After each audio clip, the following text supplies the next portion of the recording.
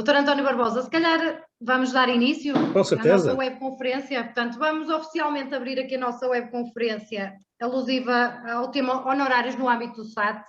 É um tema sempre atual e que interessa a todos os advogados que trabalham no sistema do acesso ao direito.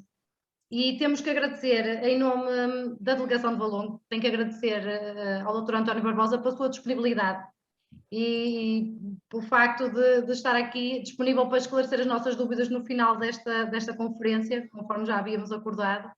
Portanto, antes de lhe passar a palavra oficialmente, acho que fica bem fazer aqui uma pequena apresentação e falar aqui um pouco do percurso do Dr. António Barbosa, para que os colegas também possam conhecer. Portanto, atualmente o Dr. António Barbosa é advogado do Conselho Regional do Porto, da Ordem dos Advogados, e está precisamente na coordenação do pelouro do acesso ao direito e aos tribunais. Além da licenciatura em Direito, tem aqui um invejável currículo, portanto, tem aqui outras formações, nomeadamente uma pós-graduação de Direito Judiciário, um curso de mediação de conflitos laborais, um curso de formação de formadores e exerceu já vários cargos também nas delegações de Vila Verde, nomeadamente como vogal e presidente, e na delegação de Braga. Esteve também como delegado nos 7º e 8º Congressos dos Advogados Portugueses, apresentando comunicações alusivas aos temas apoio judiciário, uma ideia de mudança, a reforma orgânica da Ordem dos Advogados, novas delegações, reinventar o sistema do acesso ao direito, o papel das delegações. Portanto, acho que é a pessoa ideal para estar aqui hoje como nosso convidado. E agora sim, passo-lhe a palavra para que, de forma livre e à sua maneira, nos possa elucidar sobre esta questão dos honorários do sistema do acesso ao direito. Muito obrigada, Sr. Doutor. Muito obrigado, doutora Teresa.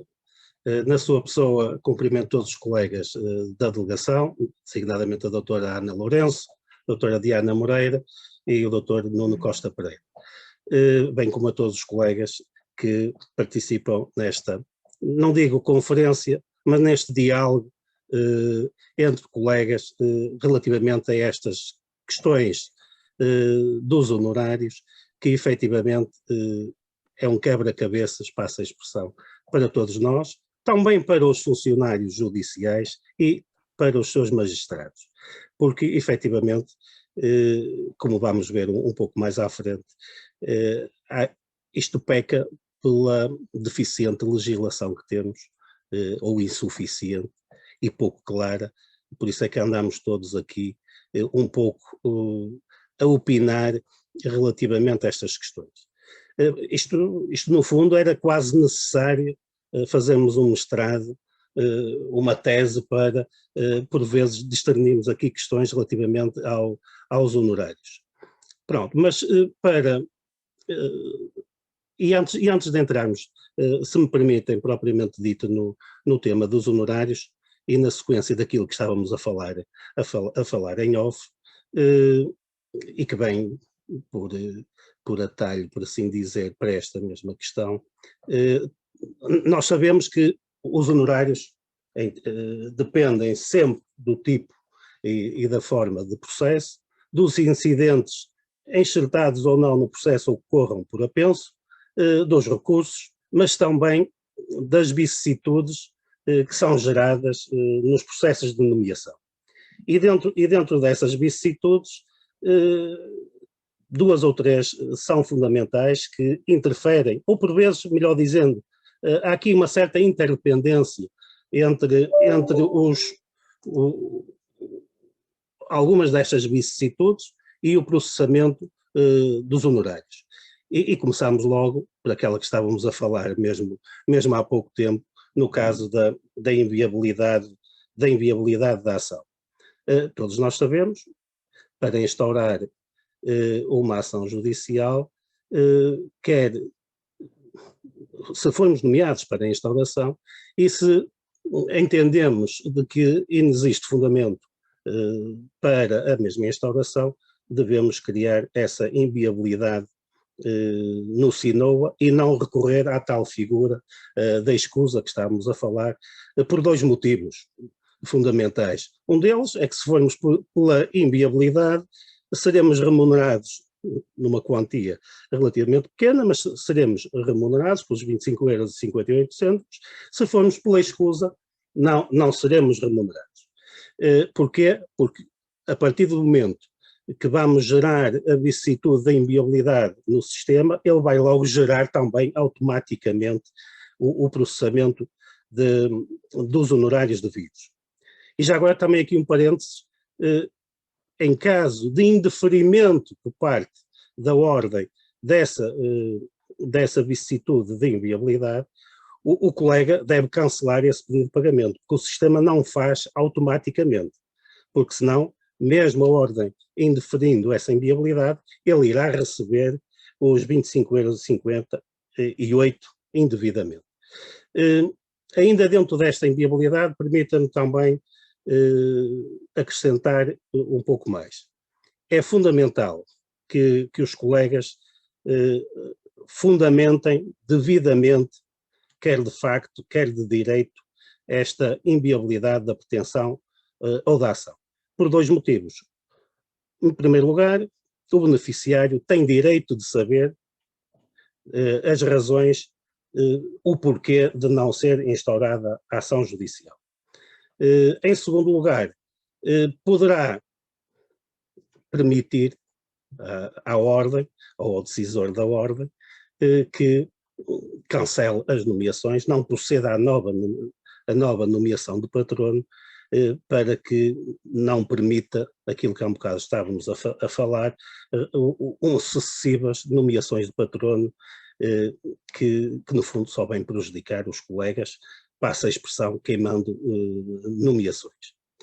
A outra vicissitude é, sem dúvida, a escusa, não é? Sabemos que a escusa também deve ser devidamente fundamentada, e aqui, mais um parênteses, devidamente fundamentada, mas os colegas terem muito cuidado, precaução cada vez mais relativamente à fundamentação, e evitar a todo custo, que às vezes é difícil de evitar, tecer considerações subjetivas relativamente à pessoa do beneficiário. Porquê? Nestes últimos tempos, e aqui no Conselho Regional do Porto, já foram instauradas contra a Ordem dos Advogados 6, 7 ações de intimação para a consulta integral dos processos de nomeação, designadamente o acesso às fundamentações dos pedidos de escusa. Evidentemente que a Ordem recusa sempre, temos recusado sempre, mas os beneficiários têm tido vencimento no Tribunal Administrativo em todas essas ações de intimação. A única coisa que é expurgado ou ocultado são os dados pessoais relativamente à vida privada. Ou seja, isso já está jurisprudencia assente, já há várias sentenças do TAF, vários acórdãos do Central Administrativo do Norte e pelo menos um do Supremo. Ora, o que é que isso leva?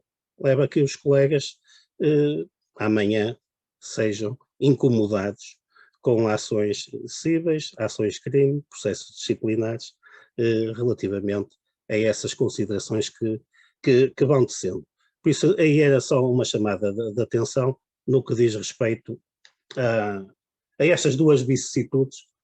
Agora, no que diz, relacionando estas vicissitudes já agora com o processamento dos honorários, nós verificamos que de facto, na vicissitude escusa, ou dispensa de patrocínio, evidentemente, num ou noutro, o que é que acontece? O advogado, à data do trânsito em julgado, é que deverá ser ele a processar, a formular o pedido de pagamento de honorários. Ou no caso da substituição, quando é requerida pelo beneficiário. Ou seja, isto vem dar origem àquilo que todos nós já sabemos, já tem sido várias vezes discutido, a várias questões, sobretudo de índole fiscal, não é? Quando um colega está no regime do IVA ou de isenção do IRS e o outro não está, Por outro lado, também sabemos que se vai ser ele que vai receber e depois ter que repartir os honorários com o colega substituído, os efeitos que isso tem em termos de rendimentos a nível de IRS, mas, sobretudo, os grandes obstáculos é esse de natureza fiscal. O que é que acontece por vezes, e já agora, vamos dizer de uma forma um pouco habilidosa, o que é que muitos colegas fazem? Quando já existe sentença, criam um apenso de recurso na plataforma Sinoa e vão a esse apenso do recurso e pedem escusa. Porque ficam com o processo AJ principal no Sinoa, onde podem ser eles a processar e a pedir os honorários com o trânsito em julgado final. E aí já ficam libertos, podemos assim dizer, desta repartição que terão que fazer dos honorários. Este procedimento não está uniformizado nem harmonizado entre a Ordem e a Direção-Geral da Administração da Justiça, mas é uma forma, se conseguirem escapar, passa a expressão, porque há algum risco que depois, ao pedir os honorários, e o oficial de justiça, ao validar esses honorários, pode rejeitar. Não é? Pode rejeitar porque tem as indicações de que é o advogado em último lugar que irá formalizar esse pedido de honorários. Ainda aqui, quando isto acontece, é fundamental que os colegas que são substituídos comuniquem ao colega seguinte as intervenções que tiveram para que ele possa depois, afinal, contabilizar nesse pedido de honorários. E ainda mais um parênteses, também para alertar os colegas, é que para além de termos agora com alguma frequência esses pedidos de consultas dos processos e sobretudo das fundamentações das escusas, passa a expressão, a criar moda, virem também pedir os beneficiários a exclusão dos advogados do sistema de acesso ao direito. Já temos muitos pedidos no CAS de beneficiários para excluírem determinados colegas do acesso ao direito. Nós achamos que é competência exclusiva do Conselho Regional promover esse procedimento, mas alguns dos beneficiários não se ficam por aqui e já temos 3 ações instauradas contra a Ordem, contra o Conselho Regional, porque eles entendem que têm o direito de dar o impulso para a abertura deste procedimento de exclusão. Ora, o que é que isso pode acontecer? Ainda não temos nenhuma sentença relativamente a esta matéria, mas se lhes for dada a razão, que espero que não seja, se lhes for dada a razão, isto pode criar aqui mais um obstáculo aos colegas. E porquê?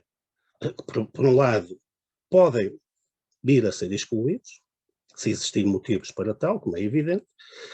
Ao serem excluídos, as repercussões que isso pode ter no que diz respeito a não receber os honorários já por trabalho efetuado, pode até ter que devolver honorários já recebidos e outra repercussão a nível disciplinar, que a partir do momento se há motivo para excluir um colega do acesso ao direito, evidentemente que poderá haver aqui falha deontológica e dar origem a esse processo disciplinar.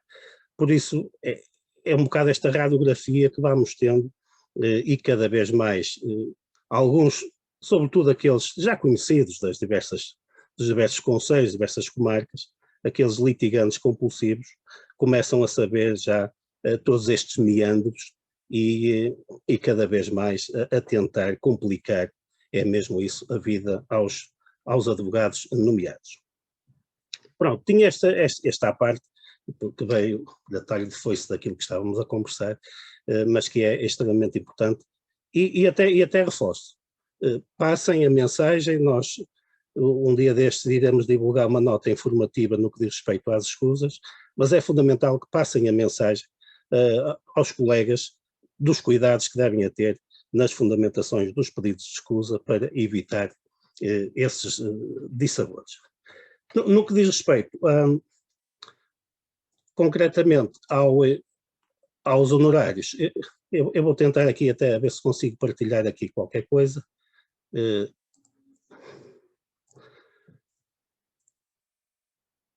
Não sei se está visível.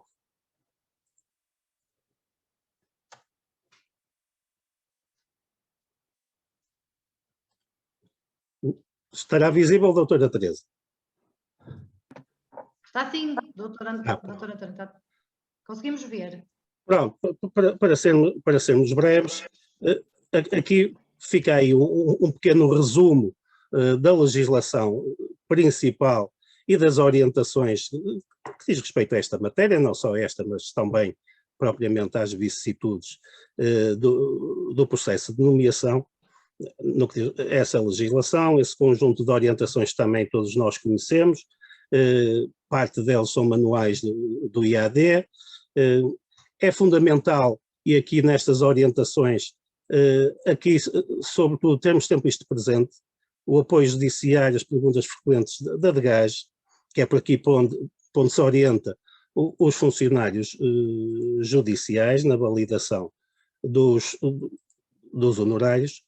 E depois aqui, pronto, também muito brevemente, destacamos aqui dois grandes problemas no que diz respeito aos honorários no sistema do acesso ao direito. Um deles, que pronto, já estamos fartos de falar nesta questão, a desatualização da tabela de honorários. Ela é desatualizada, já sabemos os anos que ela tem, sobretudo em determinados tipos ou formas de processos. Uns temos que reconhecer que serão razoáveis, muitos outros, evidentemente que não são. Mas deixa-me fazer aqui uma parte. A nossa tabela, e no último encontro do acesso ao direito em Coimbra, há 2 anos atrás, estiveram umas colegas nossas do Colégio de Advogados de Madrid e apresentaram a tabelas de honorários em Espanha, e somente em viabilidade da ação é que era superior à tabela portuguesa. Os espanhóis têm uma tabela inferior à nossa, em regra geral. Em viabilidade da ação, recebiam 125 euros, mas tinham que fazer um testamento de facto e de direito, por assim dizer, do porquê de não instaurar a ação. E ainda tem outra agravante, que também é bom que a gente às vezes também tenha presente isto, é que é extremamente difícil ao advogado espanhol pedir escusa. Só uma comissão depois é que vai avaliar se é deferida ou não é a escusa, ou mesmo dizendo o pedido de substituição também por parte do beneficiário. Pronto, fica só aqui uma à parte. Esta desatualização, evidentemente, a ordem internamente ao longo dos anos, os vários conselhos gerais e bastonários têm impugnado pela sua atualização, sabemos que não tem havido essa abertura nem essa vontade política. O próprio Conselho das Ordens dos Advogados da Europa também já tem emitido recomendações nesse sentido, porque entendem que, e muito bem, que tem que haver uma atualização constante, como diz aí, sujeita a uma revisão regular que leve em conta os fatores da inflação, os custos de vida, como nós sabemos. O outro problema é este que também que há um bocado estávamos a abordar, que é sobretudo a deficiente legislação e pouco clara. Por isso, grande parte das respostas às questões que vão sendo suscitadas não encontram fundamento na lei. Ora, isto leva-nos a quê? A que nós, ao longo destes anos, como diz aí, vamos desenhando algumas práticas, e é isso que se vai consolidando, algumas práticas, e harmonizando entre a ordem e a direção-geral. Acho que era extremamente simples, nem que fosse por via de portaria, clarificar muitas destas situações que de facto é inadmissível ao longo destes anos.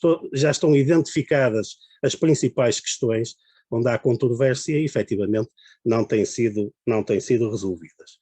O mesmo, volto aí a referir, que o Conselho das Ordens dos Advogados da Europa também tem impugnado para que a legislação que rege os honorários seja de forma clara, transparente e mesmo acessível ao público em geral para saber efetivamente aquilo que podem contar. No que diz respeito aqui, e só para não vos maçar muito com a leitura exaustiva destes PowerPoints, mas há um conjunto de princípios que devemos ter também em mente. Depois posso partilhar se eventualmente quiserem ou até remeter, mas há aqui um conjunto de princípios que estão sempre subjacentes ao processamento dos honorários. Um deles é sempre, como já vimos, em função da natureza ou do tipo de processo, e não em função do número de defesas asseguradas. Ainda encontramos muitas reclamações locais, e quando estávamos nas delegações, e eventualmente a senhora Presidente aí também em Valongo, por vezes encontra com toda a certeza, de colegas a dizer que não entendem o porquê, porque asseguraram a defesa de mais do que um arguido e agora só vão receber precisamente por um processo. Ou instauraram uma ação de insolvência de um casal e representam os dois e só vão receber relativamente a um. Efetivamente, esse é um dos princípios que está subjacente a este processamento de honorários. Pedir apenas por um AJ, não é? E terminar os outros sem pagamento. Outro princípio subjacente a este processamento é, sem dúvida, a validação desses honorários vai ser efetuada pela entidade onde correu o processo. Se estamos, sei lá, no âmbito de um inquérito, evidentemente que os honorários irão ser validados pela secção do Ministério Público, inquérito criminal, irão ser validados pela secção do Ministério Público. Aqui coloca-se por vezes a questão, em caso de estorno ou de, vamos dizer, indeferimento dessa validação, recorrer a quem? Pela via hierárquica, ao superior hierárquico, pela intervenção hierárquica, ou ao juiz de instrução. Não tenho resposta, acho que podemos lançar a mão a um ou ao outro, mas aqui parece-me que seria sempre de recorrer ao juiz de instrução criminal. Se estamos a falar de um processo que já está distribuído no tribunal, evidentemente que é a secção desse mesmo tribunal. Outro princípio que devemos ter sempre em atenção, e por vezes também se verifica que muitos colegas erradamente o fazem, é que o pedido de honorários é sempre feito no processo da primeira instância. Ou seja, havendo recurso, devemos formular o pedido de honorários no processo em primeira instância, a não ser naquelas situações excepcionais em que o Tribunal Superior funciona como primeira instância. Imaginemos nas ações de revisão de sentença estrangeira ou noutras circunstâncias, aí sim é efetuado nesse Tribunal Superior. Senão, é sempre feito na primeira instância. Se for efetuar esse pedido no número do processo de recurso, por exemplo, no Tribunal Superior, não vai haver aqui a ligação ao módulo do apoio judiciário para validar e fica ali, vamos dizer, quase retido esse pedido. Para colmatar isso, evidentemente, tem que pedir a anulação desse pagamento e formular um novo pedido, agora sim, na primeira instância. O SINOA também já prevê todas as espécies processuais contempladas na tabela anexa à portaria 1386/2004, por isso os processos que lá estão, vamos dizer assim, tipificados, já estão inseridos no SINOA. Depois há um conjunto de processos, sobretudo especiais, retirando aqueles, se não estou em erro, do número 4 da portaria, que diz respeito ao divórcio, processo de inventário, insolvências, processo administrativo e fiscal, constitucional, contra ordenações, esses aí também já estão, embora sendo especiais, também já estão inseridos na plataforma SINOA. Outros processos especiais que não constem da portaria. Pronto, aqui é que depois começa, na prática, aqui algumas divergências de entendimentos entre a ordem e e a de gás nesses processos especiais. E depois iremos ver um pouco mais à frente.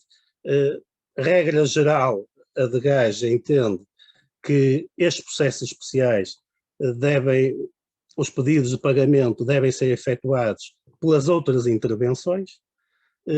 Aqui, em algumas situações destes processos especiais, entendemos que não deverão ser pelas outras intervenções, mas pelo tipo de processo, ou pelo menos paralelo à ação declarativa. Veremos mais à frente.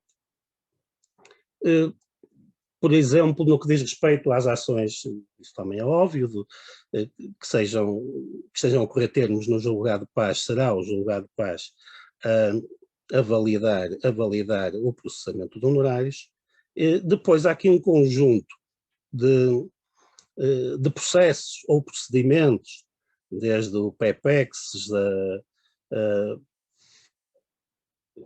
que aqui, e aliás, outros processos que podem correr em outros serviços públicos, nomeadamente na administração tributária, muitos deles pode ser feito o pedido de validação diretamente ao Instituto de Gestão Financeira, porque há aqui um conjunto em que não há aqui uma entidade para validar esses mesmos processos, e então aí poderá ser feito ao Instituto de Gestão Financeira. Veremos um bocadinho mais em pormenor à frente. Depois, há outra questão, que o SINOA não permite acumulação de pedidos no mesmo AJ, com exceção daqueles incidentes enxertados no processo, não é? Que depois são contabilizados a final. Por isso, qualquer outro pedido, como todos nós sabemos, que não seja de incidentes enxertados no processo, teremos que criar o apenso relativamente a esse incidente, ou apenso de qualquer outra ação que corra por apenso, é essa ação principal. Pronto, isto aqui são sem dúvida, sem grosso modo, os princípios gerais que estão subjacentes aqui a este processamento de honorários. Outra coisa que ao longo destes anos, e também mais como nota quase informativa, tenho detectado, que já lá vão uns vários anos a lidar com as vicissitudes, e daí a gente também aprende muito com isso e com os colegas, é que, de facto, tenho verificado, ou temos verificado, que muitas vezes os colegas não aproveitam devidamente, ou se quisermos, não rentabilizam devidamente as nomeações. Isto sempre dentro dos parâmetros legais, como é evidente. Ainda há pouco também, e reportando mesmo à nossa conversa anterior, verifica-se, de facto, na minha opinião, um excessivo pedidos de escusa e dispensas de patrocínio, às vezes por meras discórdias, pelo menos aquilo que é vertido na fundamentação, por mera discórdia, às vezes de algum pormenor com o beneficiário, ou como a doutora Teresa há um bocado falava, e muito bem, uma grande percentagem fundamentada na quebra de confiança. Eu aqui tenho uma posição um bocadinho, embora sou muito benévolo, e só nos estou a ouvir com toda a certeza colegas, acho que a Ordem, e eu por mim falo, ao longo destes anos tem sido extremamente benévolo no deferimento de determinadas vicissitudes, da inviabilidade e da escusa, porque grande parte delas, na minha opinião, era em deferimento automático. Por isso, aqui os colegas, a quebra de confiança. Aqui a confiança numa designação oficiosa ou nomeação oficiosa não é aquela mesma confiança num mandato. Nós aí somos contactados, somos escolhidos, não é? Pelo beneficiário, ou pelo cliente, melhor dizendo. Aqui não há essa escolha. Aqui, e é esse um bocado o princípio que os espanhóis têm. Como não há esta relação de confiança, são extremamente rigorosos em deferir escusas ou pedidos de substituições baseados na questão da confiança. Aqui a quebra de confiança, pronto, a gente vai aceitando. Eu aí tenho uma opinião um bocadinho mais rigorosa. Sobretudo, aliás, que há um acórdão de 90 e tal, do Conselho Superior da Ordem, que não me recordo agora bem o nome, mas do relator, que diz uma coisa mais ou menos isto. Na nomeação oficiosa há 2 princípios fundamentais e o resto é quase conversa, que é não litigar contra a lei expressa e defender causas que são injustas. Quanto ao resto, para esse relator praticamente não existe outra fundamentação para o pedido de escusa. Pronto, verificámos também que muitos colegas nos seus pedidos de escusa fundamentam com a falta de colaboração. E pronto, e nós também por vezes lá vamos deferindo essa escusa.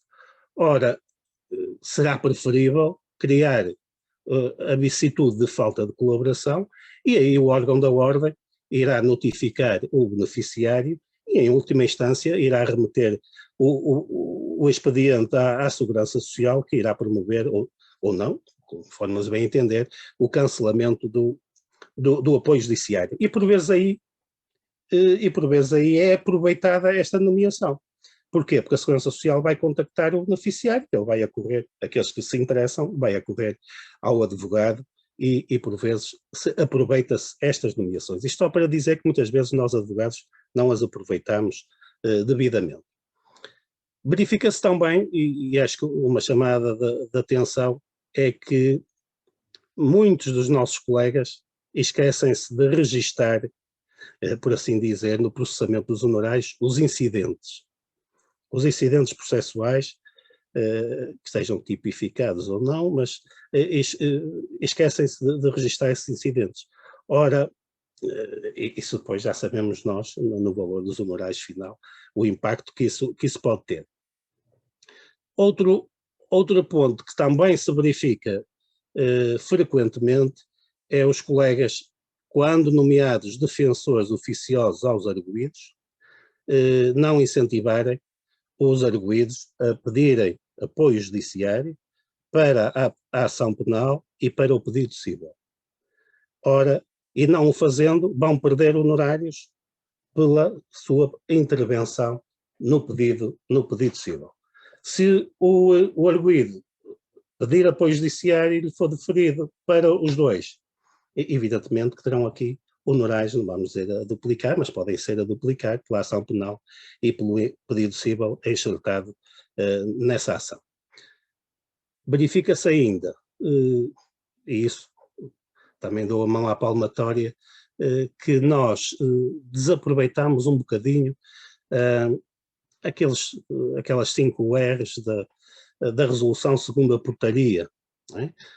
Porque esperamos frequentemente pela audiência de julgamento para fazer acordo. Ora, e na audiência de julgamento já não teremos direito a ir buscar esse bocadito, passa a expressão, a mais à resolução segundo a portaria. E para terminar, também se verifica com muita frequência que os colegas, quando são nomeados para processos que já estão findos ou arquivados, vêm a requerer regularmente para dar sem efeito a nomeação ou formular pedido de escusa. Ora, não o devem fazer, porque se está arquivado ou findo, facilmente terminam o seu processo de nomeação do SINOVA e no futuro poderão eventualmente poderá ser necessário haver qualquer intervenção e têm aí a sua nomeação válida para poderem intervir futuramente. E muitas vezes o processo estar findo pode ainda não estar contado e pode haver a conta das custas. E se houver conta de custas, poderá haver motivo custas, mesmo que o beneficiário, o nomeado, tenha apoio judiciário. Esse é um ponto importante que nós também, por vezes, ignoramos um pouco, e sobretudo quando estamos a litigar com o apoio judiciário, de não ligar muito à conta de custas. Ora, isso também é importante, por 2 razões. Por um lado, é mais um incidente, se houver razões para reclamar da conta, como é evidente, seja das custas processuais, seja até da nota depois discriminativa, no que diz respeito aos agentes de execução. De reclamar, temos um incidente, mais honorários, E outra parte que é importante é que esse beneficiário, mesmo tendo apoio, e se houver algum erro ou lapso de custas, poderá um dia mais tarde, e dentro do prazo de 4 anos, porque é isso que está previsto na lei do acesso ao direito, no prazo de 4 anos, pode-lhe ser revogado esse benefício do apoio. E logo pode ter o beneficiário de pagar as custas processuais. Imaginemos que chega ao conhecimento do tribunal ou de qualquer uma das partes e pode, de que o beneficiário já tem meios económicos e no prazo de 4 anos pode, evidentemente, ser obrigado a pagar essas mesmas custas judiciais. Por outro lado, também verifica-se que muitas vezes os beneficiários, sobretudo naquelas situações onde que criam erradamente, vamos dizer, isso é muito frequente, criam erradamente ou qualificam no SINOA de forma errada muitas das vicissitudes e muitas delas em prejuízo dos seus próprios honorários. Por exemplo, que é muito, muito frequente, mesmo muito frequente, colegas a virem dizer isto já não existe qualquer fundamento para instaurar esta ação, ou o beneficiário já não quer instaurar esta ação, desse sem efeito a nomeação. Eu não faria assim, não é? Evidentemente que se não há fundamento vou pela inviabilidade, e se ele até não quer já instaurar o beneficiário a ação para o qual foi requerido o apoio judiciário, eu punha-o a assinar uma declaraçãozinha para que dizer, ok, eu não pretendo instaurar a ação, ou já não tem qualquer fundamento eu instaurar essa mesma ação. E aí o colega não criaria a vicissitude de dar sem efeito a nomeação, mas ia pela inviabilidade e recebia sempre o dinheiro para o almoço ou para o jantar. Por isso temos aqui um conjunto de questões que a gente se vai apercebendo ao longo dos anos, de que também há um desaproveitamento por parte dos colegas no processamento dos honorários relativamente à forma como criam, por vezes, as vicissitudes. Pronto, entrando nos honorários propriamente ditos, todos nós sabemos, eu vou tentar aqui partilhar aqui talvez para seguir um pouco mais. Não sei se está visível. Ainda não, doutor. Não.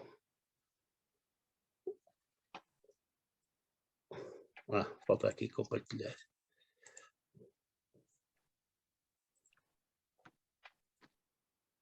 E agora? Agora sim. Agora sim, estamos a ver, sim. Começando mesmo por aqui, de forma genérica, no que diz respeito à reclamação por injustificados atrasos na validação dos honorários.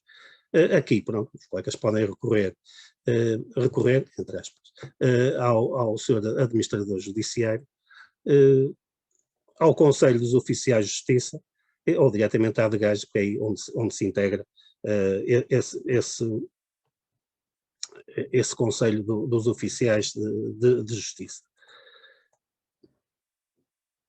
Se houver estorvo e como reagir também de forma muito, muito sintética, evidentemente devemos reclamar ao juiz do processo, trata-se de um ato da Secretaria, do funcionário, e pelo 157 do CPC, cabe reclamação dos atos dos funcionários para o juiz. Se houver indeferimento dessa reclamação, é insível praticamente, ou na maior parte das situações, não vamos ter grande possibilidade de recorrer desse despacho do seu juiz. Porquê? Porque grande parte dos nossos honorários, infelizmente, não atingem nem a metade da alçada e pela sucumbência, por isso sabemos que efetivamente por aí não teremos grandes possibilidades de recorrer. Há quem defenda o recurso ao Tribunal Constitucional baseado na violação desse artigo 2º, do 20, 59, etc. Mas para isso temos que alegar, como é óbvio, a inconstitucionalidade da interpretação do 629 do CPC, quando interpretado no sentido de impedir que há aqui um impedimento de recurso que indefira uma reclamação em matéria de honorários pelo trabalho prestado pelo advogado. Não sei se isto terá grande sucesso, começa logo por não ter, pelas custas ao Tribunal Constitucional, com toda a certeza, não é? Poucos provavelmente entrarão nessa aventura. No que diz respeito ao direito sancionatório, mais penal e controle nacional, aqui como não há alçadas, pronto, há sempre essa possibilidade de recurso. Podemos fazê-lo depois de esgotar todos os meios internos, como é óbvio, a queixa ao Tribunal Europeu dos Direitos do Homem.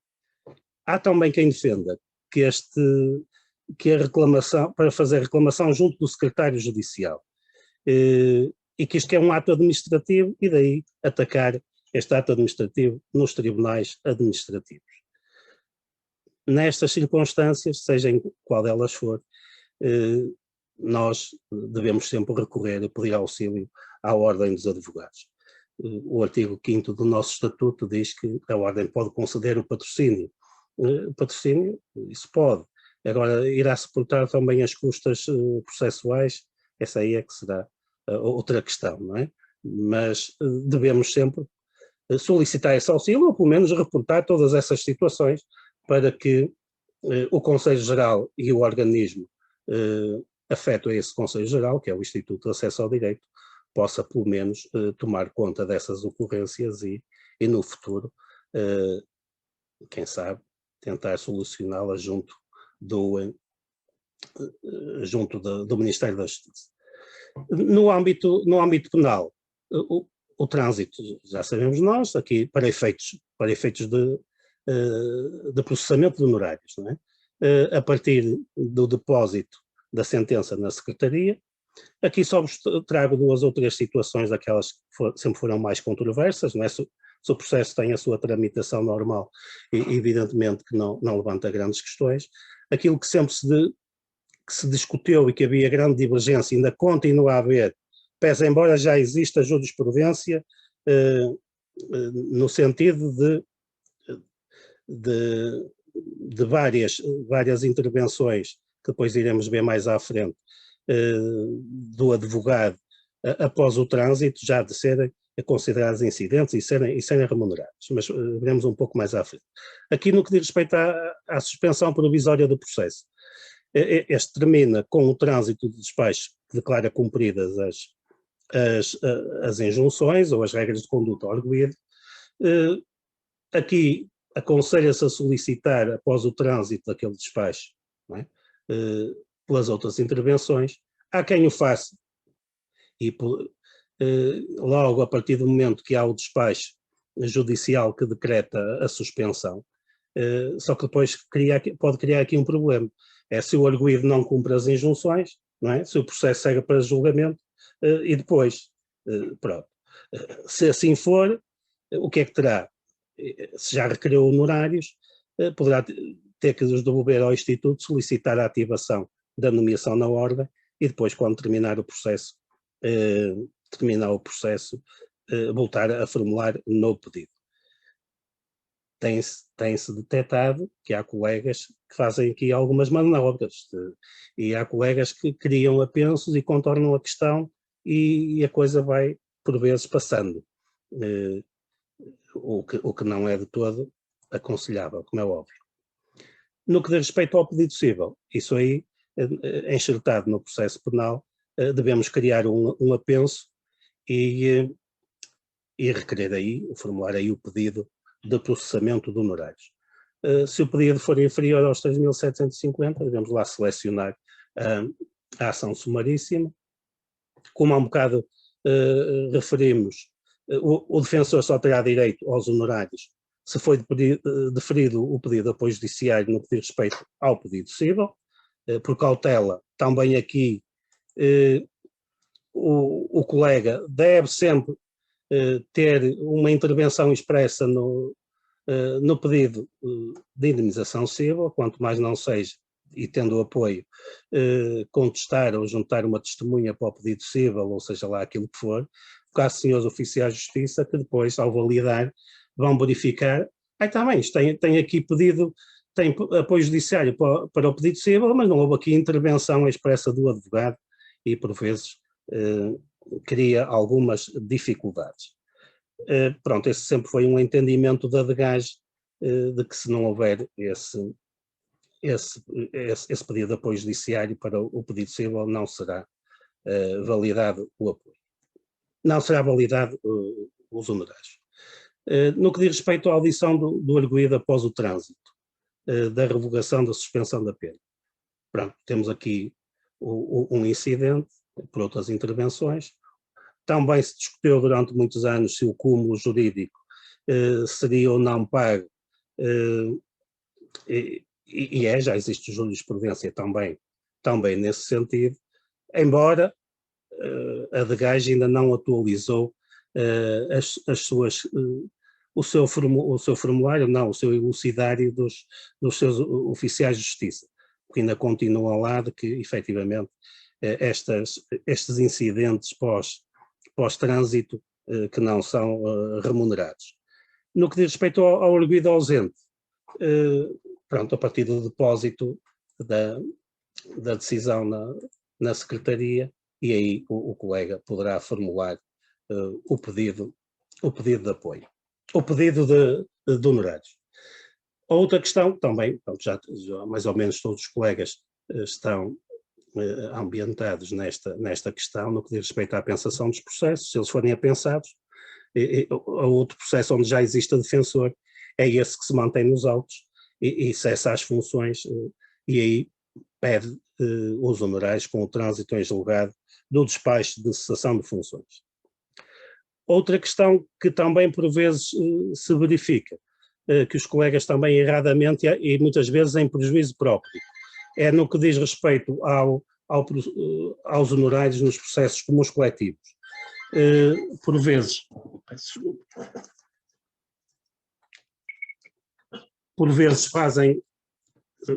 formulam o pedido tendo em conta a pena concreta que foi aplicada em sede de sentença, quando não é isso, devem ir pela pena abstrata que consta precisamente na acusação.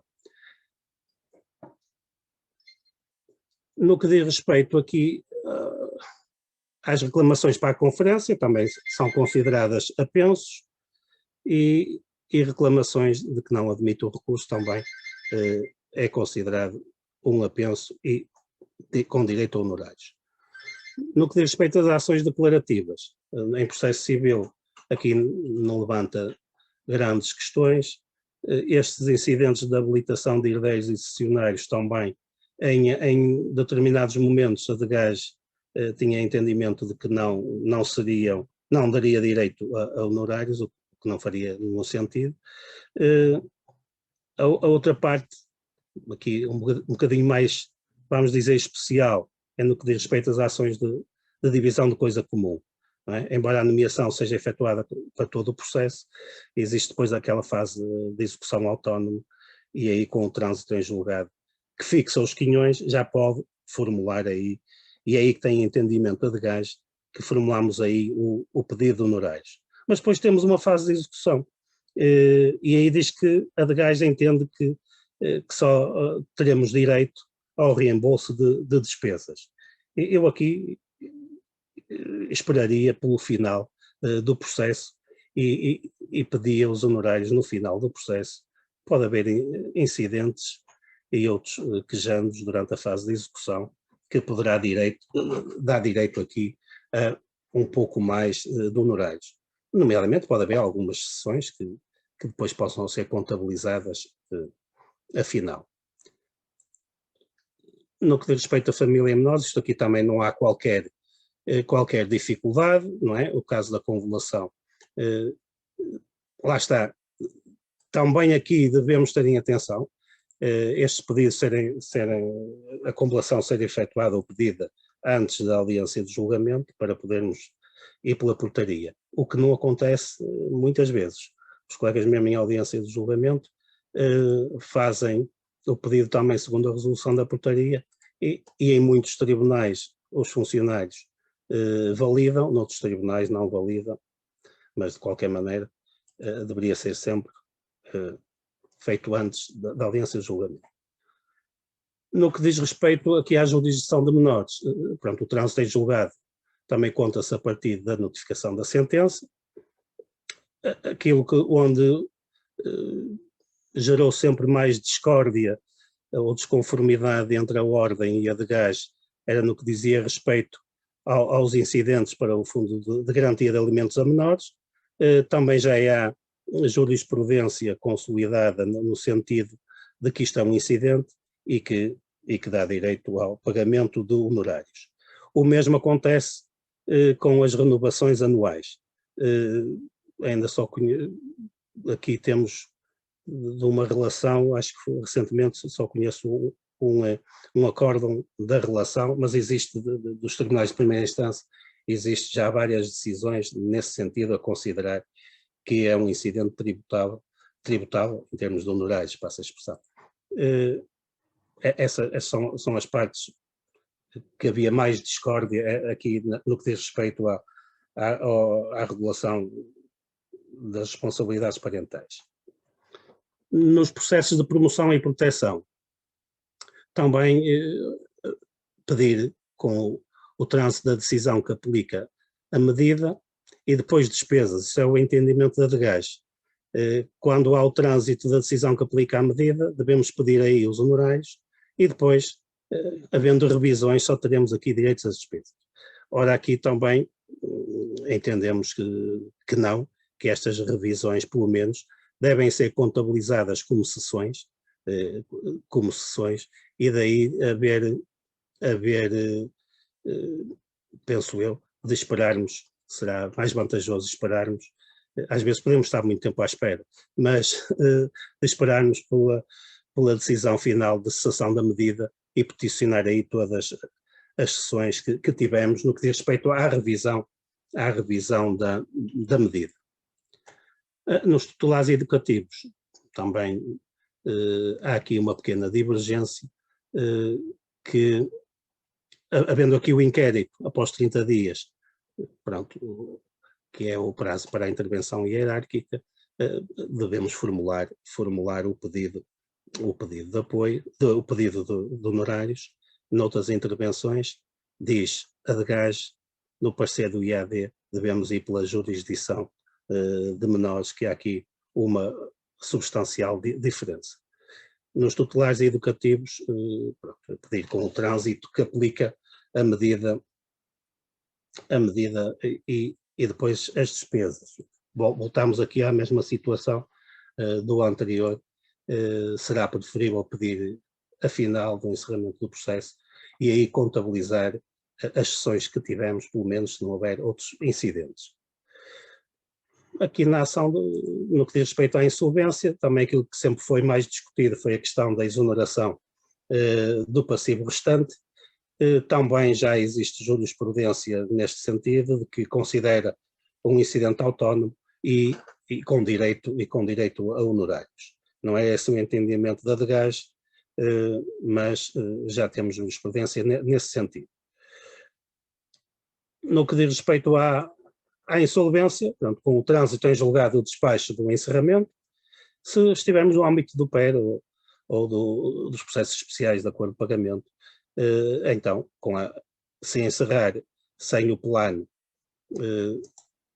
ele não for convertido, e se o processo sendo convertido em processo de insolvência, esta nomeação mantém-se, como sabemos, e aí então devemos criar um apenso no SINOA.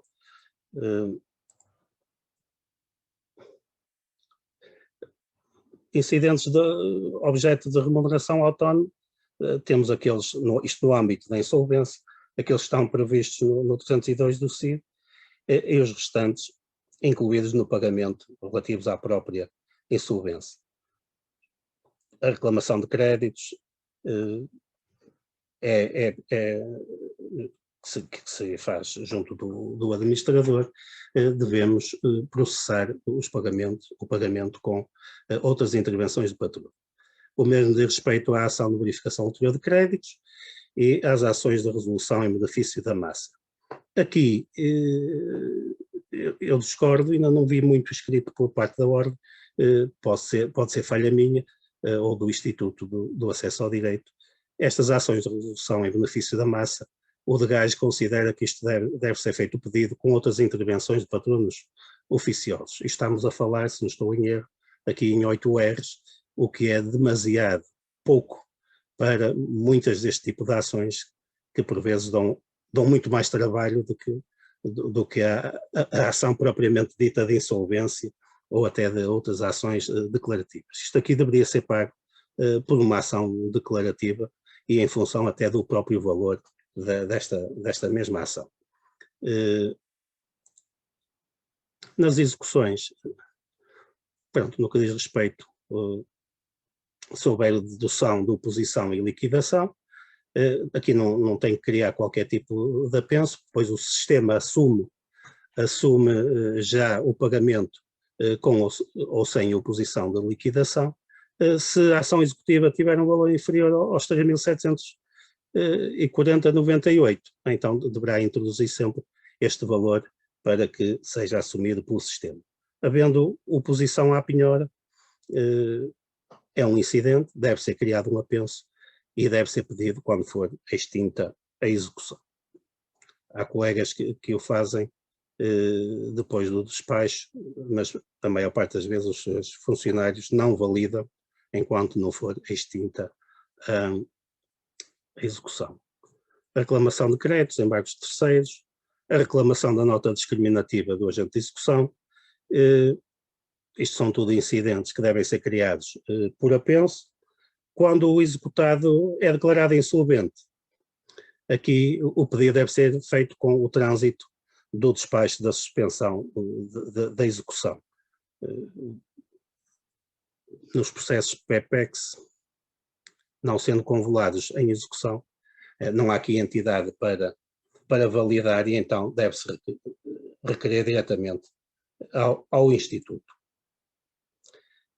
No que diz respeito aos inventários, pronto, temos aqui o trânsito da decisão final, onde por vezes muitos colegas erradamente o fazem pedidos em função do valor atribuído ao processo ou à ação de inventário e não é isso, é em função do quinhão do representado. Evidentemente que isto, muitas vezes, estes quinhões são de valores muito reduzidos, não é? Também não vamos incentivar os colegas a requererem avaliações dos prédios e daquilo que está em partilha para aumentar o quinhão e designadamente o valor dos honorários, mas efetivamente em muitas situações não faz sentido, porque fazem-se partilhas com valores patrimoniais, como todos nós sabemos, por vezes de valores quase irrisórios, e temos aqui valores de honorários muito reduzidos. Naqueles inventários que correm no notário, mas depois que necessitam de homologação no tribunal, há colegas que fazem depois o pedido de honorários no tribunal e há tribunais que validam esse pedido de honorários. Ora, não está correto, não é aí que devem fazer no notário e devem contabilizar aí os incidentes no notário, porque também não vão contabilizar, nem o oficial de justiça vai estar a contabilizar os incidentes ou a validar ou a certificar-se dos incidentes que foram criados no processo que correu no notário. E por vezes aí também perdem muitas vezes honorários. E para terminar, para termos isto foi assim um bocadinho a correr para estar dentro, já extravasei muito o tempo que prometi à doutora Teresa. Só tenho que vos agradecer e estamos disponíveis para qualquer troca de opiniões, que não é mais do que isso, não é?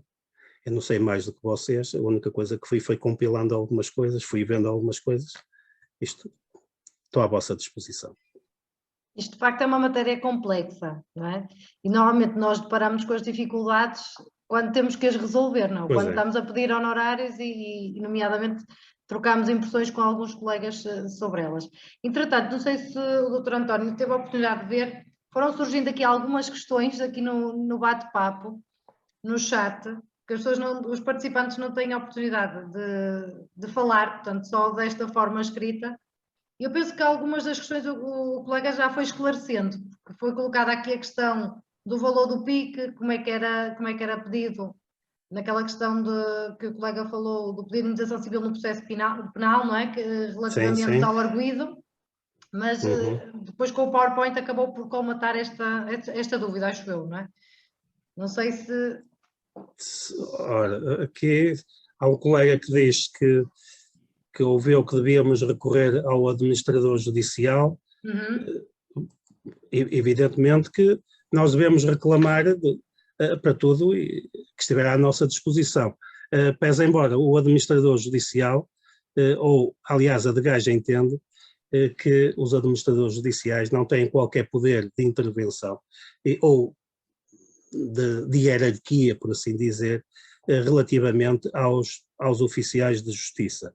E por aí, por vezes, ser quase inútil este recurso, mas devemos fazê-lo. Eu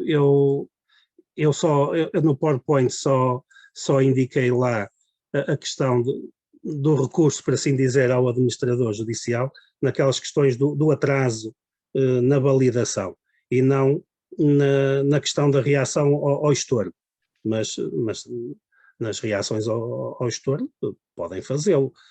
Há entendimentos de que o administrador não tem qualquer tipo de intervenção aí nessa matéria, mas podem fazê-lo. Agora, no que diz respeito aos atrasos, sim, para além da DGAJ, também o podem e devem fazer ao administrador judicial. Depois, lançar o PIC em penal é por apenso. Já agora o valor é importante, não é?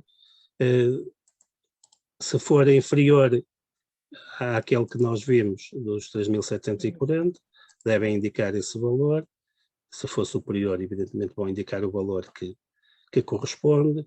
O valor do PIC importa assim, é importante, criado como apenso.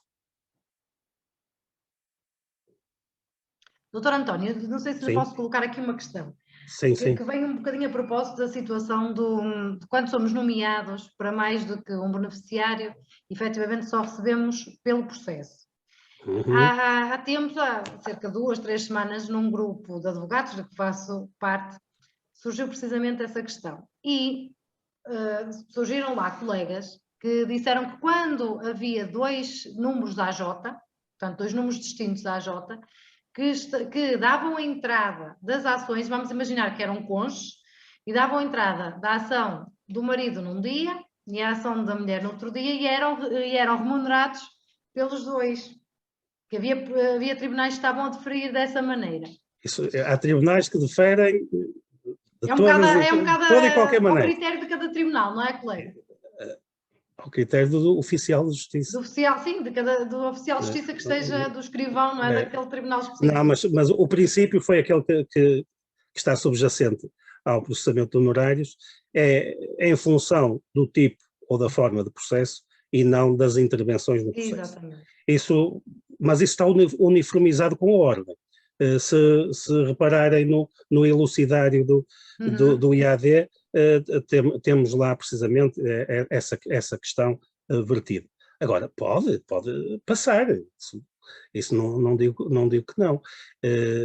Evidentemente que, e a gente é que os órgãos da ordem não andam passa a expressão, a vasculhar o SINOA e os pedidos que fazem, mas por vezes chegam ao conhecimento, e isto também estamos em circuito fechado, de que efetivamente há pedidos, como eu há um bocado disse, em prejuízo dos colegas, mas também há pedidos abusivos. Exatamente. Sim. Isto tinha a propósito, foi uma questão recente. Sim. Havia entendimentos diferentes, lá está, porque o elucidário diz precisamente isso, não é? Que somos remunerados pelo processo, portanto, seja 1, 2, 3 os beneficiários que forem, não é? Sim, mas é o entendimento da DGAJ também. Só que houve colegas que disseram que conseguiram receber honorários quer por um, quer por outro. Portanto, neste caso eram um casal, não sei se era num processo de insolvência, já não recordo em concreto o que era, mas foi uma situação que efetivamente conseguiram. É provável, é aquela questão que eu também referi há pouco, e podemos aprofundar um bocadinho mais, no que diz respeito na sequência das escusas ou dos pedidos de substituição. E sobretudo quando já há uma sentença e aí o colega entende que não deve recorrer e vai pedir escusa. E pronto, nós aqui o entendimento dos diversos conselhos regionais, com exceção de Lisboa, com exceção do Conselho Regional de Lisboa,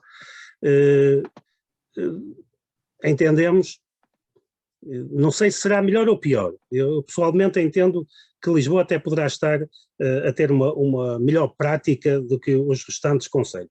Eu também defendo essa matéria.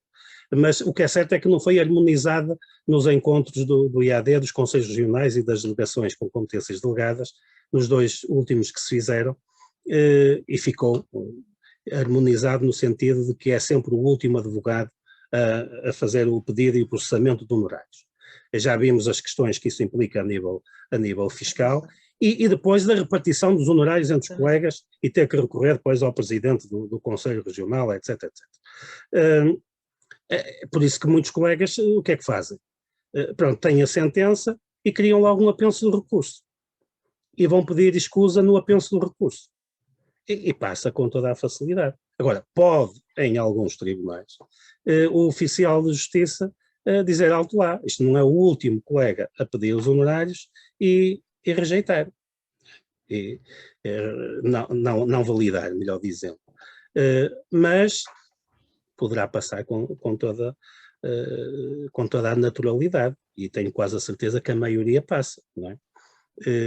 Por isso, aqui também podemos repensar a nível interno da ordem, e por vezes já se vai fazendo isso, se efetivamente não será mesmo logo solicitada a ordem e a ordem criar um novo AJ, um apenso, e aí nova nomeação, e o colega que depois, se tiver intervenção, evidentemente que vai fazer o seu processamento de honorários, se não tiver, aquele que esteve inicialmente o fará de forma autónoma, que é o mais justo, e sobretudo para não haver essas implicações fiscais e esses problemas depois de ter que repartir honorários. Porque depois há colegas que depois ou suspendem a inscrição, e quando o último, e dá sempre aqui uma série de problemas. Mas isso passa, com toda a certeza. O mesmo sucede, e isso ainda se verifica, isso foi uma das grandes falhas apontadas naquela, vamos dizer, vistoria ou fiscalização de 2014, ainda há muitos colegas que aceitam nomeações ad hoc e esperam pelo dia em que estão de escala para introduzir lá esses processos. E atenção que isso ainda se verifica com regularidade, isso é fraude, isso pode levar não somente à parte criminal, mas de exclusão do acesso ao direito, etc, etc. Evidentemente que há sempre manobras que podem ser feitas, umas mais, vamos dizer, legais, outras mais ilegais, mas, e já agora que estamos aí nessa questão das nomeações ad hoc, ocorre com muita frequência, os colegas ainda vão aceitando nomeações para mais do que um dos arguidos. E depois vem com requerimentos porque o seu juiz ou o seu procurador nomeou. Quem nomeia é o órgão, não é? E no Sinova só está nomeado para aquele e ponto final, acabou. E acontecem situações que depois são muito desagradáveis. Temos aqui um caso de colegas que, em julgamentos de 50 e tais sessões, viram os seus honorários ir por água abaixo, pelo Rio Douro, não é? Porque efetivamente aceitaram nomeações ad hoc para intervir em processos com estas sessões todas. Até fere o coração, mas... São as regras, não é? São as regras. E a competência. É? Claro. E já agora que estamos a falar disso, também uma situação que ocorre com alguma regularidade é, por exemplo, nos subestabelecimentos. Nos subestabelecimentos, se o colega subestabelecer noutro colega que já é patrono ou defensor naquele processo, o entendimento dos seus oficiais de justiça é que essas sessões são contabilizadas no subestabelecido e não no nomeado. É? Por isso, a subestabelecer, há cautela que não seja em colega que esteja, se quiser... É importante, não é? Isso é um alerta importante. Se quiser às vezes achamos que é contabilizar... mais fácil. Se quiser contabilizar essas sessões, não é? Eles vão tendo esse entendimento. Se eu subestabeleci num colega que também é patrono ou defensor nesse processo, aquelas sessões foram-se, passa a expressão. Pois. Não é? Doutor António, entretanto entraram aqui mais umas questões. Sim, eu estou desatento às questões, mas... Portanto, se no PIC em penal, que aqui há muitas divergências e colocam, por exemplo, no recurso penal, quando o nosso patrocinado não recorre, mas outros arguidos recorrem, se pode aproveitar esse recurso no julgamento, no pagamento, ou não, não é? Não, se não teve intervenção... Se não teve intervenção, é pago, não é? Não. E, aliás, e até para efeitos de honorários, se o arguido... Não, ele tem que sempre esperar pelo trânsito, não é? Exatamente. Embora também já vi colegas a fazerem o pagamento, o pedido de pagamento de honorários, porque não recorreram e passado o prazo dito do recurso, entendem que transitou relativamente a esse seu constituinte ou beneficiário e formularem o pedido e ser validado. Embora a regra é sempre com o trânsito final, mas também já vi situações dessas. O que, por um lado, não choca, não é? Se não recorreu para aquele seu constituinte ou arguido ou beneficiário, transitou, não é? E também não me parece, se for deferido, que possa haver algum problema. Ora, no PIC há muitas divergências entre os oficiais de justiça. As maiores divergências são essas, se o beneficiário, ou se o arguido, melhor dizendo, se tem apoio ou não, no que diz respeito ao pedido cível, não é? Se não tiver apoio, o entendimento já é quase generalizado de que não terá direito. Por isso há cautela, pôr sempre o requerimento à frente do nosso arguido para pedir o apoio para a ação penal mais pedido. Mais o possível, para salvaguardar, não é? Exatamente. Pois em termos honorários não temos surpresas, não é? Sim, e depois tem efeitos aqui como pode ter efeitos a nível de recurso, não é? Imaginemos que só quer recorrer depois no que diz respeito ao pedido de indenização civil e não à parte penal, não é? Por exemplo, no que diz respeito também a penal, isso vai-se verificando também com muita regularidade.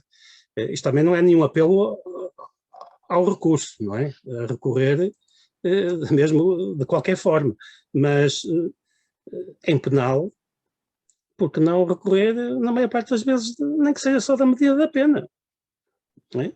Sim, às vezes é o possível, não é? Muitas vezes não há fundamento para outras situações e é a única parte que se recorre. E pronto, e é uma forma de rentabilizar a nomeação, não é? Desde que não seja assim uma coisa aberrante, como é evidente. Agora, outras questões... Aqui uma colega que pergunta relativamente ao requerimento de pagamento de honorários que foi feito no processo, que é anterior a 2002, já foi feito há mais de 6 meses. Como é que pode reagir nestas situações? Esses 2002, a nota é elaborada pelo oficial de justiça e é remetida diretamente ao Instituto. Se é 2002, não é no âmbito do SINOA, não é? Exato. É fora do SINOA. Tem que ser elaborada essa nota. É a mesma situação. Se o funcionário não elabora a nota e não remete ao Instituto, na minha opinião, deve participar, quer ao administrador judiciário, quer à DGAS.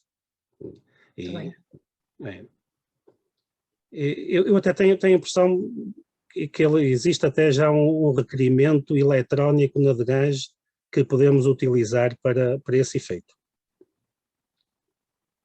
que vai direcionado depois ao COS, que é o órgão disciplinar dos oficiais de justiça, e se o oficial de justiça não está a exercer devidamente ou atempadamente as suas funções, evidentemente pode estar sujeito à ação disciplinar.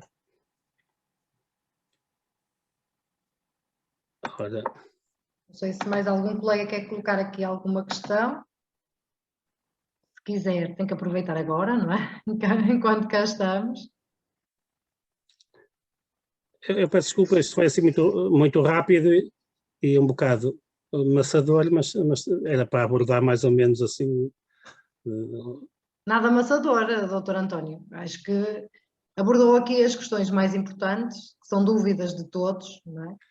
Mas isso e vão continuar a surgir dúvidas, o que é normal, não é? Mas há situações que chamou aqui efetivamente a atenção, não é? Nomeadamente do momento do pedido de honorários, não é? Que muitas vezes temos essa dúvida também. Uhum. Olha, não sei se há assim alguma questão. No PIC, perguntam aqui se no PIC as sessões também contam, ao pedir honorários no âmbito do PIC. Não podem contabilizar sessões na parte penal e novamente sessões no PIC, não é? Seria uma duplicação, não é? Claro. Portanto, penso que das questões que foram colocando, sim, algumas indiretamente também já foi respondendo. Há outras situações que às vezes também demoram a validar os honorários na questão, ou até indeferir, a extornar, na questão da constituição do mandatário. Quando há a constituição do mandatário, claro que é com o despacho da admissão da junção aos autos da procuração, que é aí o momento em que cessa as funções. Agora, por vezes, todos nós sabemos que muitas vezes não há esse despacho. Há uma junção da procuração aos autos e lá fica e só muito mais tarde é que o seu juiz se irá pronunciar ou não sobre a cessação de funções. Aí, pronto, pode solicitar ao seu juiz do processo que se pronuncie ou que solicite a ele que declare que estão cessadas as funções para efeitos de honorários, não é? Para efeitos de honorários. Não sei se existe mais alguma questão.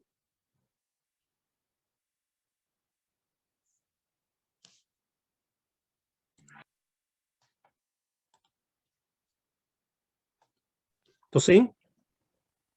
Estou? Sim. Mas estamos aqui com algum problema técnico.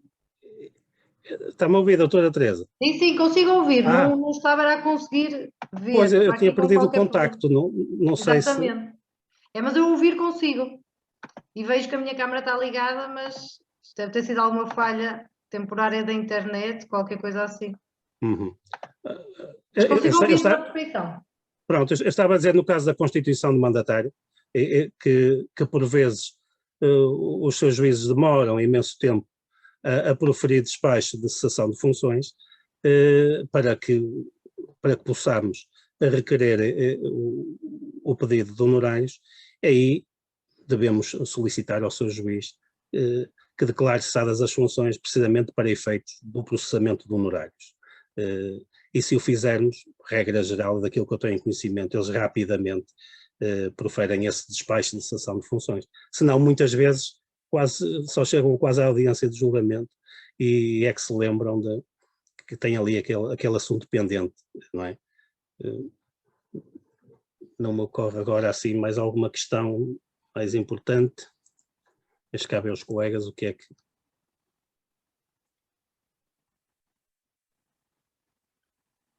Os colegas já estão aqui a elogiar, portanto, o feedback é muito positivo. Olha, aqui um colega que diz que quem confirma as escalas quando o advogado se desloca à GNR.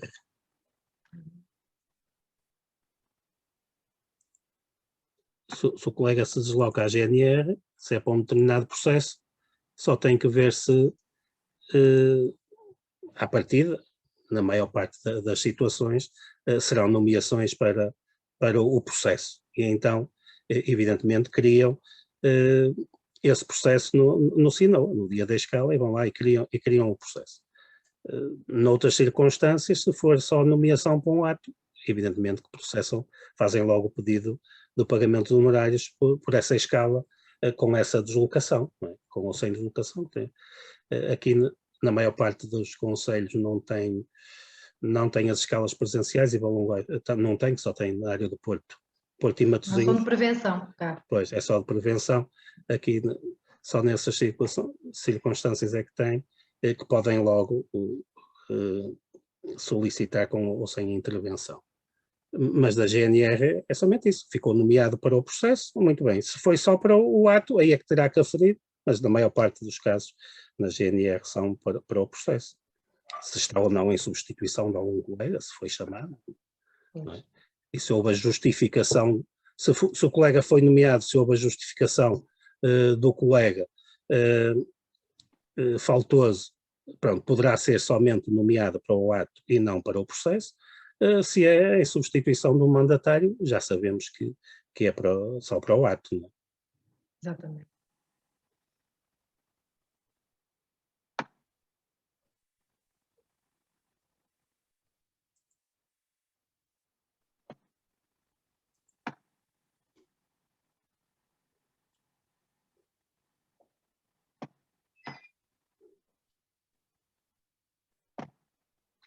Há aqui alguém que pergunta quando é que temos o elucidário atualizado. É assim, isso é fundamental. Eu já não digo o elucidário, eu digo legislação, não é? Porque o elucidário não deixa de ser, pronto, estas opiniões vertidas num documento, opiniões estes tais desenhos, estas práticas que se vão criando. O que faz falta, efetivamente, é uma tabela de honorários atualizada, não só no valor, mas também nos tipos de processos e incidentes, para que esteja tudo tipificado, para que não haja estas divergências, não é? Aliás, que há um acórdão interessante que o Sr. Juiz diz mesmo isto. Existem muitas reclamações dos advogados, e com razão,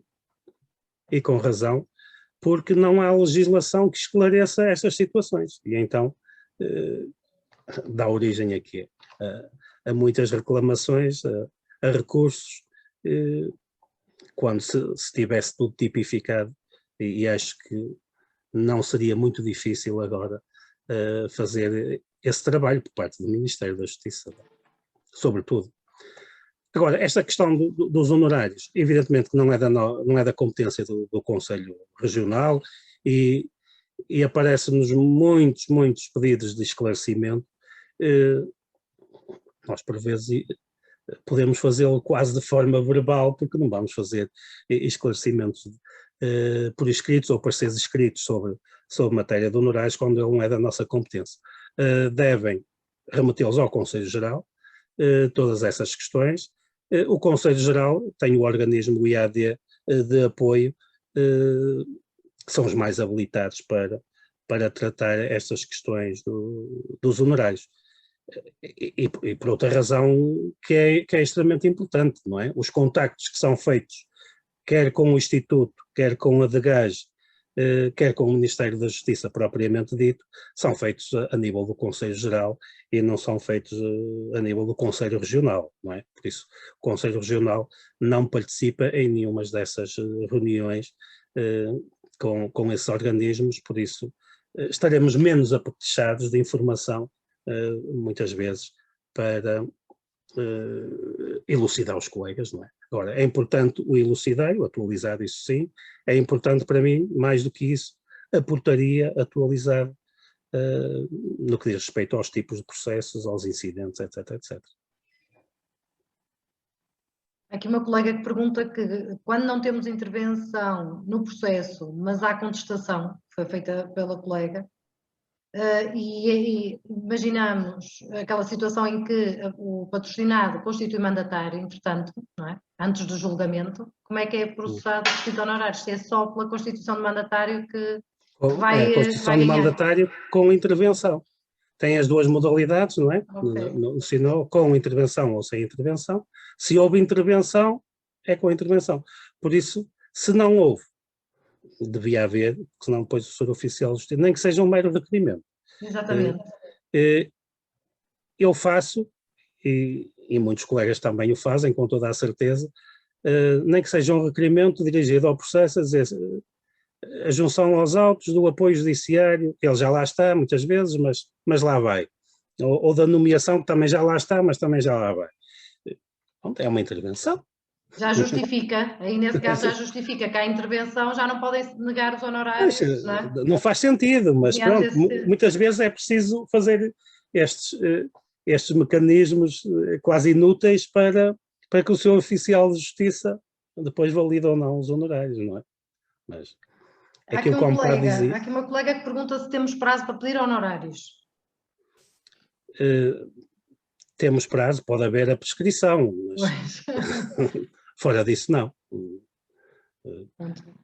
Sabemos que alguns de nós protelam mais há algum tempo, não é? E outros... Sim.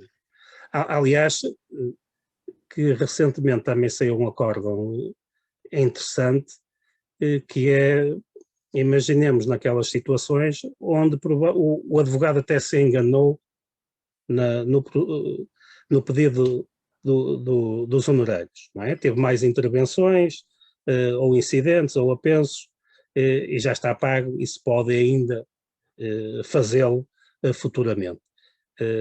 Há decisões nesse sentido que sim. Que sim, que o pode fazer.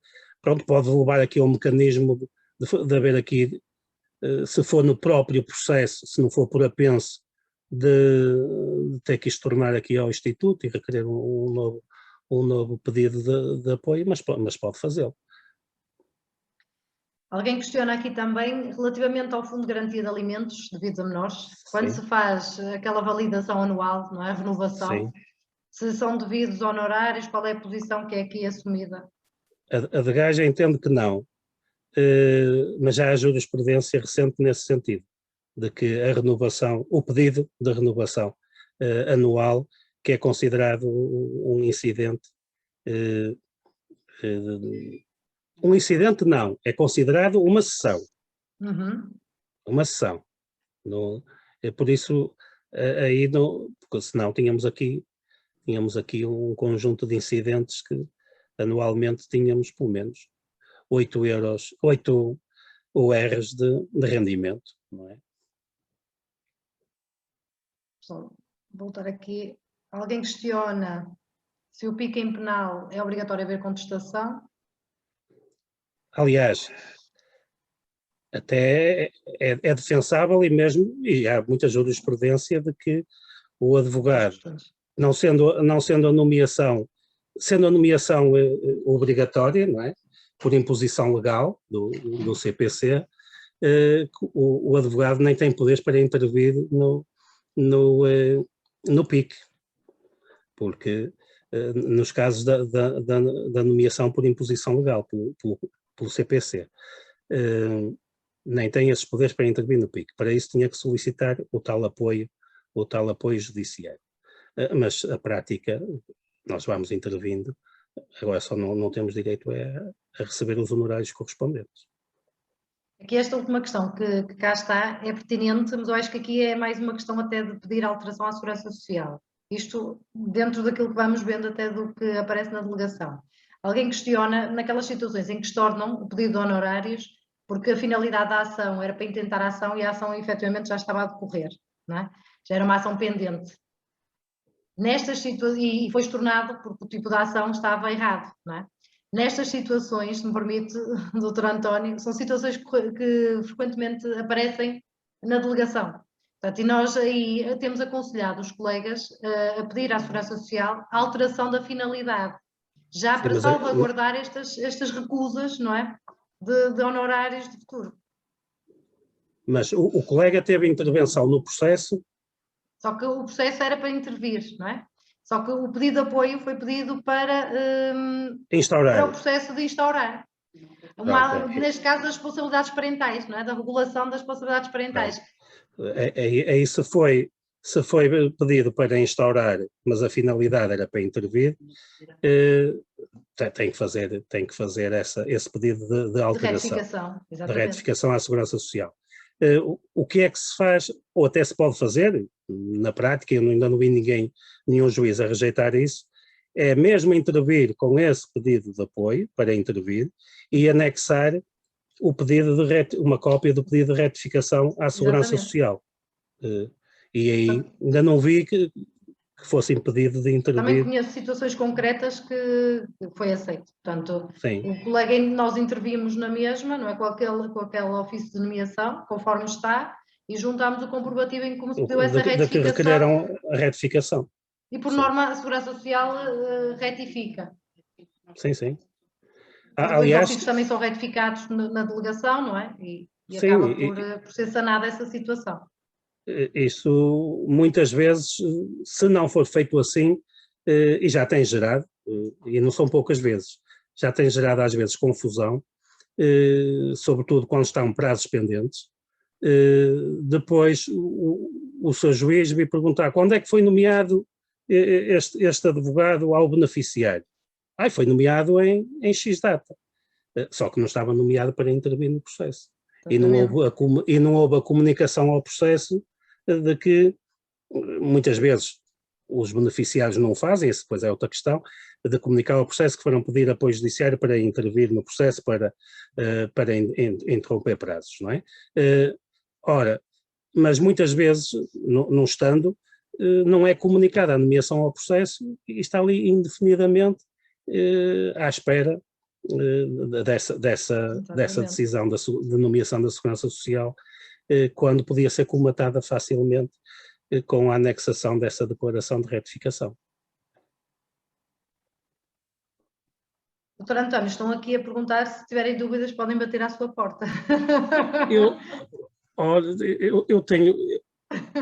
O seu escritório é em Braga, não é? Portanto... podem bater à porta, mas eu partilhei aqui, eu acho que partilhei, não tenho a certeza. No meu último se tem a amabilidade de nos fornecer o PowerPoint como ferramenta aqui de trabalho e auxílio a todos os colegas. Ora, dê-me só aqui licença. Eu até dou os meus e-mails de cor, mas eu tinha aqui no último PowerPoint, provavelmente, eu aqui às vezes ainda não me adapto muito bem a estas partilhas. Não sei se não está partilhado, pois não? Ainda não. Partilha de ecrã, compartilhar ecrã, qualquer coisa do género. Ou tela, às vezes aparece tela. E agora está? Sim. Vamos apontar. Este ficou azul, mas a azul é fácil. ab@crp.oa.pt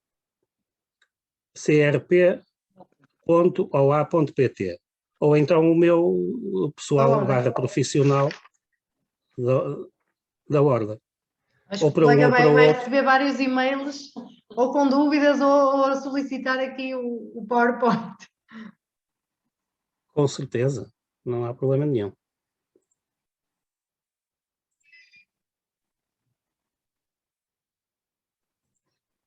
Ora, interromper. Não sei se haverá aqui mais alguma questão.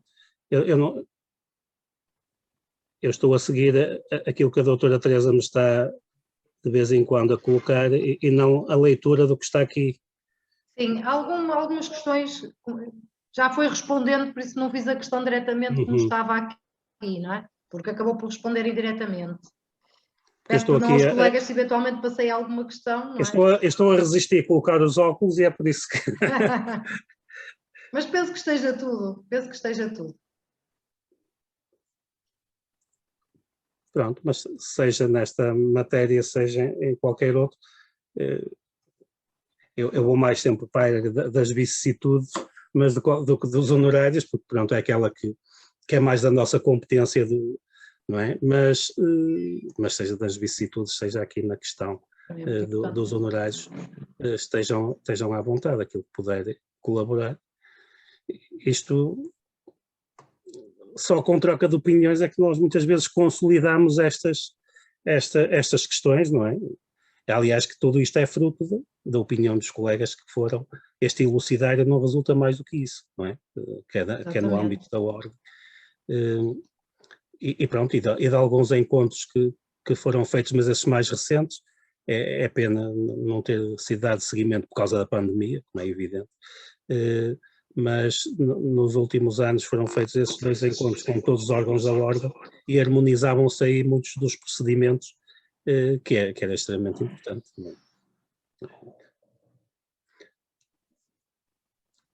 Não sei se... Penso que esteja tudo. Doutor António, acho que até é dado o adiantado da hora, se calhar. Da minha parte.